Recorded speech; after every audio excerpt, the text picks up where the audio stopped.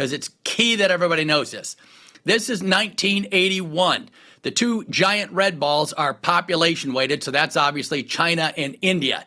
They're only making about $1,000 a year back 40 years ago. The U.S. and all those yellow dots to the right are Western European countries, also called the Judeo-Christian West. That Judeo-Christian West brought you a lot of nice things like science, freedom, human rights, democracy, only out of the Judeo-Christian West. So it's very important, War Room, the folks who think about religion. Religion is not about saying you're the, holier than thou or whatever. In fact, it's saying the other. It's saying we're all fallen, we all need help. And we're going to structure government a certain way. So I'm not going to get into all that, but I just want to watch those two red balls as we go from 1980 all the way up to today, 2023. Denver, next slide.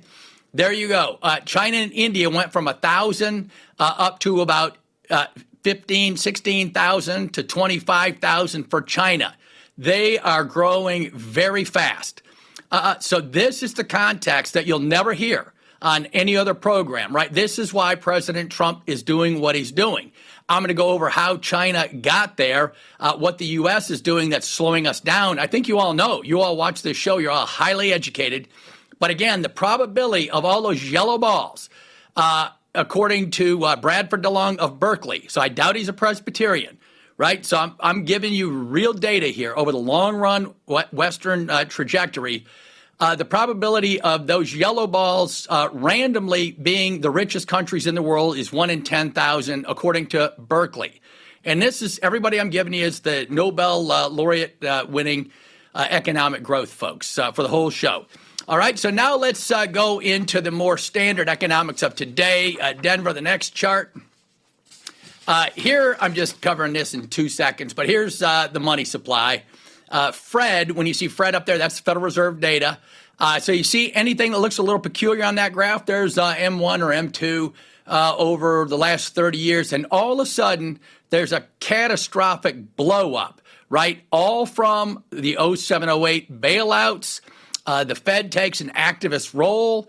It prints money anytime the federal government wants to spend money. It validates and justifies all the government budget deficits, $2 trillion a year. And there you see M1 and M2 just blowing up at the end of that chart. That's the Federal Reserve. They have not been audited yet by Doge. I hope Doge takes a good look at all the research economists who have goofed us all up, especially the middle class. Next chart, Denver. All right, there's the debt bomb, right? We're up to 36 trillion. We have more debt now than we did in World War II without World War II. Of course, we have never-ending wars, and Steve covers that brilliantly every day. But that's in the we've covered that pretty sufficiently. So I want to get to the tariff story coming up. Next chart, Denver.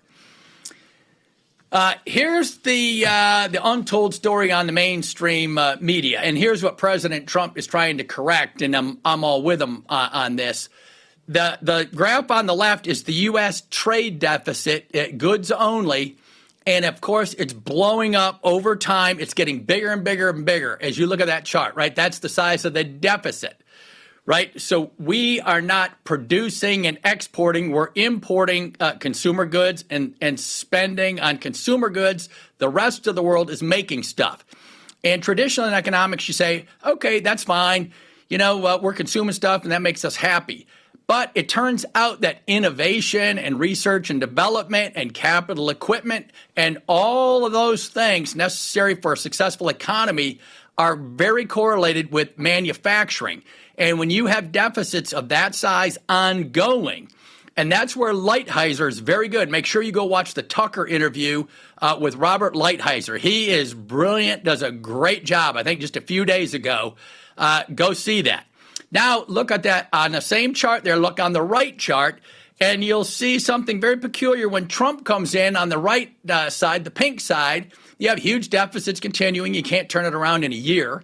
But then the trade deficit goes down, down, down, right? As you see those black bars getting smaller and smaller and smaller. Trump is making real inroads on the trade deficit. And he is today as well, right? Capital equipment is coming screaming into this country, and Stephen Bannon covers that every day. $100 billion from Taiwanese chips, et cetera.